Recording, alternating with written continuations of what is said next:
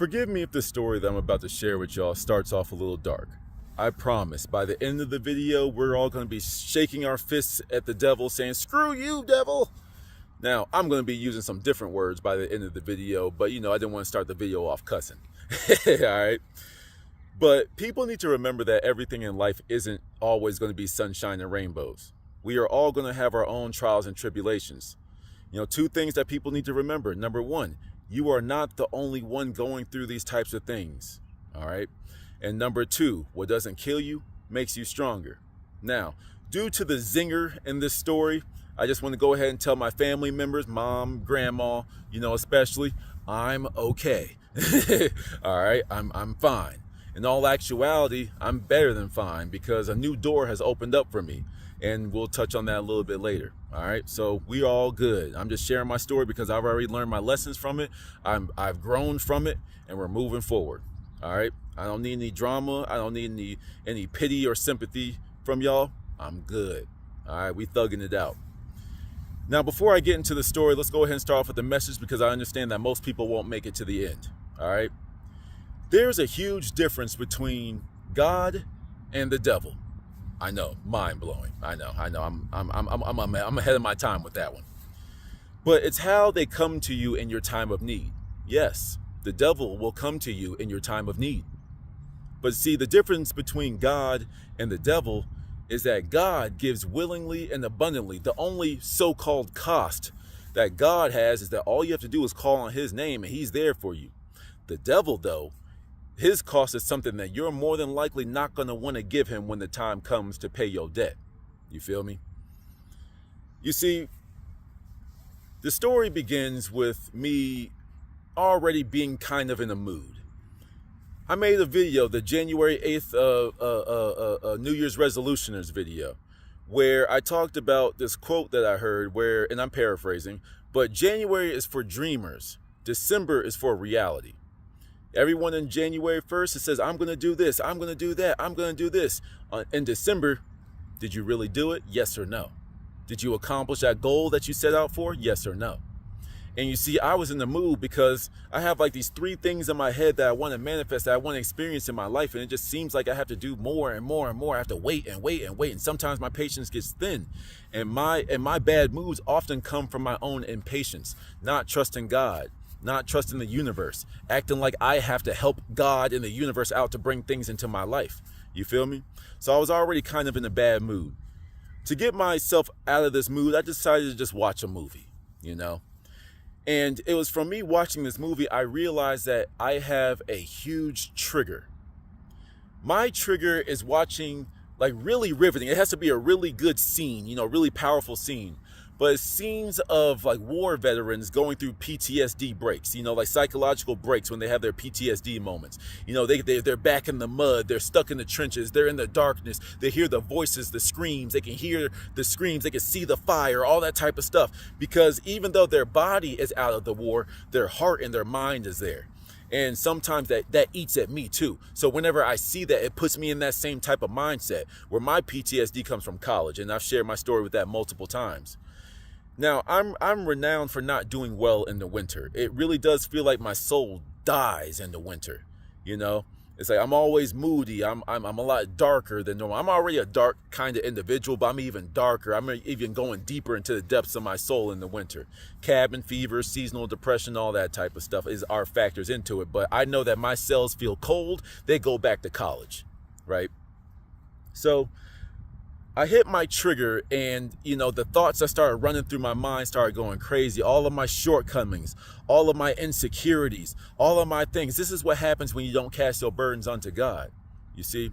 And I was just spinning out. I was going crazy. I mean, I was like, I won't go as far as to say that I had a psychological break, but I had what I call a mental avalanche. Now, I'm sure there's probably a real term for it out there, but, all my thoughts just collapsed on me all at once. It got so bad though. I started throwing stuff on I was throwing stuff around my apartment. I was slamming down books. I love my books. And I was slamming them, throwing them down haphazardly. We got to the point that it got so bad. I'm literally slapping myself in the head, like beating myself upside the head. It was bad. That's probably the worst one I've ever had in my life. You feel me? That's the worst one I've ever had in my life, you know? And it was almost like in a hurricane. Like I hit the eye of the storm where I was ranting, I was screaming, I'm throwing stuff, I'm smacking myself, you know, like I'm like in the floor, just like I put a sock in my mouth and I'm just screaming so, you know, my neighbors wouldn't hear this random dude just yelling in his house before I had the cops called on me. You know what I'm saying? And when I had this eye of the storm moment, you know, this is where the kicker comes in. This is why I warned y'all. You know, it was quiet. It got to that point where my mind just went silent. And it was literally like in a movie, like a video edit, where like my life kind of glitched for a second. And I got this image. So in my room, you know, in my TV media play workout room, you know, I have like this workout tower and there's like this pull-up bar. And when I had this little glitch, you know, I saw a noose hanging from my pull-up bar. You know what I'm saying? Now, sometimes I'm very thankful for my hyperlogical mind, because my first thought when I saw that wasn't like, oh, is this the day? Am I gonna do it? Is this what it's come down to? No. What happened was my mind said, where would I even get a rope for that? Like, I don't even know where I would buy that. You know what I'm saying? That was my first thought.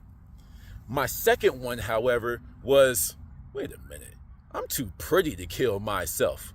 I'm too pretty for that, especially like that. Oh, hell no. No, these are not my thoughts. This is the devil. Ah, you motherfucker. You showed your hand, bitch. Now I know what you want. You tried to get me. You see, it was y'all seen that Cat Williams interview where he reminded us, and I say reminded us because this is something that a lot of us have heard before, but he reminded us that the devil can't create anything new. You see, when you have unresolved insecurities, you know, when you have issues, traumas that you're not dealing with, that you're suppressing, all you're doing is loading the devil's gun. You know, you feel fat. That's a bullet in his six shooter. You know, you hate somebody. That's a bullet for him that he can use against you. You got past traumas that you haven't dealt with. This is all the ammo that he's going to use to get you to do his bidding. See? He can't create nothing new. He can't even create a body in this physical dimension. So that's why he tries to get into your mind. That's why he corrupts you with the poisons. That's why he gets his elect officials, the ones that take the oaths, the ones that do the crazy things. You know how Hollywood, you know, the people that are the most famous, you know what they did to get in those positions. Those A-rank, those S-rank celebrities, these politicians, these people in power and influence that just seem to pop up out of nowhere, that seem to like rise to these ranks so quickly. The ones that really had like a very lackluster, you know, come up, but then all of a sudden they're in this huge position of power. What do you think they did to get there? They made a deal with the devil. And some of them can't handle when it's time for the devil to come collect. That's when they start to try to switch up on people. And that's a lot of what you're seeing now in the political landscape. You feel me? But nevertheless, man, when the devil showed his hand, in all honesty, my storm was over. Because I realized these thoughts weren't mine. He tried to use me against me. There's a clip in the Peaky Blinders. Where Thomas Shelby, and I hope this isn't a spoiler alert, this thing has already been out for months. If you haven't watched it by now, sorry. But nevertheless, like there was a point where Thomas Shelby had the revelation where it's like his enemies at the time, you know, they tried to convince him to kill himself, essentially. And he had the revelation that the only way to kill Thomas Shelby is for Thomas Shelby to kill Thomas Shelby. Otherwise, you external factors, you little peons, can't fuck with me. Nah, the only person that's going to beat me is me. So the devil will tempt you. And you see right there, the devil tried to make a deal with me. Damn, bro. Hey, man. Hey, you feeling tired of feeling like this? You tired of being lonely? You tired of being ignored? You tired of feeling like there's a box around you? You tired of God making you wait to unleash your full potential? Yeah, that God, dude, he been making you wait mad long, bro. Everybody else look like they out there having fun, bro. But nah, man, God gotta make you wait. I thought you was chosen. I thought you were here for a message. I thought you were here to do something good in this world. Why is he keeping you on a leash? You see, he's gonna try to get in your head. Because if I took his offer, what was the cost? The cost was my life. To end this dread that I was going through, it was my life. Oh, you want it to be over? Hey, I'll get you something. Just sign that on dotted line real quick. Go ahead, put your head through that little rope right there and you good. Don't worry about your body. I got you, bro. I got you. You see how he works? You see? He can't do nothing on his own volition. You have to do it. And that's only if you don't know whose thoughts are whose. Are these your thoughts or are these their thoughts? You see what I'm saying? When you overcome that type of stuff, you realize, oh, snap, I am the creator of my life. Through God, whenever I get lost, whenever I don't know which way to turn, you just fall back on God. This is why it's very important to pass on your burdens unto God. God can't be weighed down. God gave you that burden to see if you were going to pass the test. But if it's too much for you, he'll be, oh, I'm sorry, my child. Yo, man, I didn't mean to push you like that. We'll try this again. Let me give you another test. I'm infinite in the test I can give you. Let me build you back up to this point. We'll revisit this another time. You see me? You see me? You feel me? You see me? Came out at the same time. You seal me?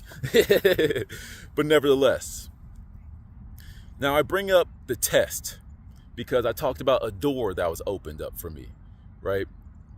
You see, everybody in their spiritual walk will be presented with new forms of power, with new lessons to learn, with new teachers, with new whatever, new magic, new alchemy, new practices, new techniques, new speakers, new teachers, all that type of stuff. And we all see them when we're supposed to. That's why I feel that a lot of people make the mistake in the spiritual world that, oh, you don't know what Palo Santo is? You don't know what sage is? Oh, I'm more spiritual than you. Oh, you don't know who the sylphs are? You don't know what the sigils mean? You don't know, oh, I'm more spiritual than you. In the religious realm, oh, you haven't memorized the Bible? You haven't memorized the Quran? You don't know this? Oh my God, how can you call yourself a Christian, a Jew, or a Muslim if you don't know these things? You see, people fall into their ego. Religion, spirituality, you can still bring ego into it. You know what I'm saying? Just like how you can't run from your problems because your problems run with you. You can't drown your problems with alcohol because your sorrows can swim. You feel me? It's like, this is the type of stuff that I pay attention to. But you see, this was a test for me. God's strongest warriors get the strongest tests. I was given a way out. You see? Oh, you tired of this? You tired of waiting? You don't trust me? All right, let me send one of my minions. Let me send the devil to test you, to give you one of the strongest tests. You're one of my strongest warriors, so I'll send one of my strongest children to give you a challenge of your life. I guess literally in that situation. Let's see if he passes.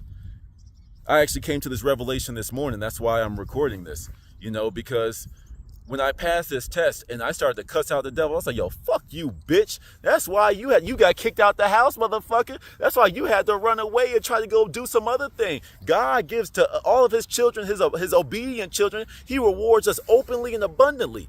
But you can't make shit. I can, because I'm co-creating with the Father, motherfucker. You know what I'm saying? But that's just the time I was on. I talk shit to the devil in my free time, just like the FBI agents that be watching my videos. You know what I'm saying? When I'm talking to myself on my phone, I'm talking shit to them FBI agents. I'm pissing them off too. But you can't touch me because I'm protected. I told y'all. Any chosen ones out there, you know that we are always going to come back stronger. And when we realize that you tried to pull one over on us, be fearful of our wrath. Our wrath is just as bad as those demonic things. You ever seen a light so bright it hurt your eyes? All right, then. Don't get me wrong. I do consider myself a dark, benevolent person. I really do. I love the darkness, to be honest with you. But I want to save people from falling too dark in. I want to be like a buffer for people. I like the darkness. I sit in there. I am light and cheerful and happy, but don't get me wrong. It's because I'm harnessing the darkness for good. That's just how I get down. Some people may not like me saying that out loud, but it is what it is. I'm getting all over the place. I'm talking my shit now. I told y'all I was going to get ramped up. But my challenge was, are you ready for this next level of wisdom? You see, I have stumbled across what is called the Olympic spirits.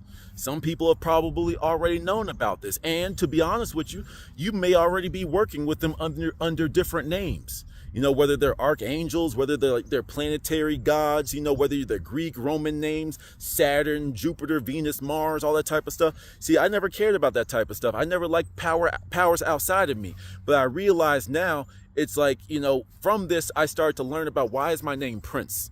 And I'm getting ahead of myself, but let me just tell y'all my door that's open, and then we'll just go around. All right, but nevertheless, I learned about the Olympic spirits. I read this book called the Arbitel. You know, and this is the book that, you know, that shared this type of knowledge with me. And, you know, when I was reading it, it just gave it, first of all, my ears started ringing. That's my telltale sign that something is indeed for me. I wasn't comfortable with invocations and summoning different energies and spirits at first. So I said, let me read through this whole book before I jump into it. And as I was reading, they talk about how God is there for you. God is giving. God is this. These angels, they got you. They gonna do this for you and that for you. They're all benevolent spirits that are here to help you. You know, these governors have offices. They got legions. And you know how many times I said that I got the angels behind me? I got legions. There's offices, there's princes, there's governors, there's all this type of shit. And I was just like, yo, I see the sigils for their stuff, and it didn't scare me, it didn't make me feel any type of way. In all honesty, it felt like I was coming home. I'm coming back to the office. Now, of course, there's ranks in this. You know, we always talk about how we're kings, you know, when we greet one another, peace king, peace queen, God, goddess, all that type of stuff. To be honest with you, it's like the door has reopened for me. It's like, nah, fam. I mean, yes, of course, we are kings and that type of stuff, but I'm falling back from the king title. I'm a prince. And there's a whole power that, see, we have this ranking system. Things have to be better than everyone. There has to be first, second, third, gold, silver, bronze, you know, kings, prince, dukes, or whatever, you know what I'm saying? But it's like, nah, it's just a role to play. Nothing is better than others. Like, each soul has something to learn. Each soul has a role to play, and through that role that you got in your life, that's what your soul was going to learn. And there's a reason why I'm Prince. There's a reason why, you know, I was born into a family where my mom was a huge Prince fan. There's a reason why my family color is purple. That's royalty right there. And you have to remember, this is just my own revelation. You find your own, you know, but it's like, for me, it's just like, you know, if my name is Prince in this 3D realm, the slowest, the more physical realm where everything is moving slow to the point that it can be solid, it can be physically experienced. If everything transpires from the higher dimensions, wait, I still retained my royalty in the 3D? Who am I all the way up there? Who am I in the 4th, 5th, 20th, 1000th dimension? You know, what is my true lineage, right? Because I shared with y'all a story from way back when I was on like the huge leaps and bounds in my spiritual awakening, where like I told y'all I had a dream where like there was like a procession, there was a whole performance being done in my honor, where there was like a whole bunch, it was like a group of women like doing some type of dance, nothing erotic, nothing sexual. It was just like, you know, it was just, you know, a very celebratory ceremonial dance. And I was sitting on the throne, and I just knew that this was for me. This is the type of stuff that is transpiring. But if you are limiting yourself and you're letting these dark forces down here win, come on, fam. You're robbing yourself of your greatness, whatever that may be. You know, I don't say any type of royalty to bow down and do this type of stuff. Nah, fam. But there is a reason why I have issues with authority. There are reasons why I only gravitate towards the top level speakers, the people that really have substance. I don't care if you homeless. I don't care if you're on TV and famous. If you can teach me something, I am going to sit at your feet and learn, because that is my job. I'm the young man. I'm the prince. I'm here to learn so I can give out even just as abundantly as my father, the true king. Now, don't get me wrong. It's like, you know, the true king is God. But, you know, even like I said, the true king as in my earthly father, Big O. You know what I'm saying? When you're around this type of energy, when you see other strong, burly ass men come check in with your father, come on, fam. And I'm sitting right next to it. When people treat you differently, when they find out that you the quote heir to the throne. Now, don't get me wrong, I don't plan on being a biker or anything like that. But you know what I'm saying? It's like they know, oh, that's Big O's son, and they start treating you differently. I used to hate that. But now it's like, hey, that's the energy that naturally gravitated to me because I'm the prince. I'm a prince. I'm a cosmic prince. That's the revelation that I got from this. You see, as long as you don't give in, as long as you don't make that deal with the devil, as long as you don't sign your soul away, you are going to have this type of revelation. Some of you, and this is a borrowing from Isis wisdom, some of you don't realize that you are entire planets. Some of you are entire galaxies. Some of you are like spiritual assassins. Some of you are the master healers coming back to learn more. Some of you are all these things, but you will never figure that out if you cut the contract too early. You know what I'm saying? Thug it out. That's just the only advice I can give to someone, because that's just how I find success. You gotta thug it out.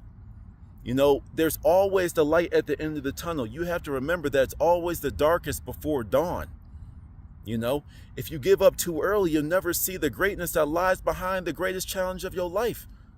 You know, and not to really make a joke out of it, but to actually be light about it. You know, in video games, when you realize when a lot of kids are about to lose, what do? They rage quit. So when you think that you can't overcome this obstacle, what are you doing with your life? You're rage quitting. There's no way I could beat this. There's no way I'm ever going to overcome this. I'm just going to quit. I'm just going to give up. It's over. Don't do that. Clutch up or shut up. Take your L. Take your ass whooping. If I cut my arm right now, it's going to heal. That means you got another chance. You got a green Mario mushroom. You got a one-up. Why would you give up when you get nothing but chances and chances and chances to grow? Get your ass beat, learn, heal, try again. Get your ass beat, grow, heal, try again. Eventually that level 10 monster ain't gonna be a problem to you because you went and trained, you leveled up. You know what I'm saying? Don't give up. Come on, man. It's like at a certain point you're gonna laugh at this thing. You know, and I've used this example before. You know, I got like this little, I mean, I got calluses now from my, doing pull-ups and stuff. But like, I got this little mole or whatever in my hand. A lot of you don't realize you're in the darkness because your tunnel vision on this mole. When your hand is this close to your eye, that's all you see. So right now, all you guys see is your failures, your temporary failures. All that you see right now is your insecurities. All you see is your doubt. That's where all of your attention is going. And where attention goes, energy goes. That's all you're seeing. Zoom out. This same zoom out piece of advice can apply to a lot of people, especially like the conspiracy theorists out there. And I'm talking about the conspiracy theorists that just be making shit up. Not using evidence and coming to a conclusion, but you just be making stuff up. You know what I'm saying? Not the conspiracy theorists that the CIA is used to dissuade people from listening to you. I'm talking about those of you that just need some attention and you're just coming up with theories. That's who I'm talking about. Your life is more than what the government is doing. You go, oh, I hate the government. I hate the lefties. I hate the liberals. I hate vegans. I hate meat eaters. I hate them. You hate them so much, but you're giving them all of your attention. At a certain point, yeah, fight your fight. If you feel it's worth the fight, then fight it. But you still have to live your life. You still have to learn your lessons. And if I had given up, if you had given up, we wouldn't have ever become the force for good in this world. And breath. Till the next one, y'all. Peace.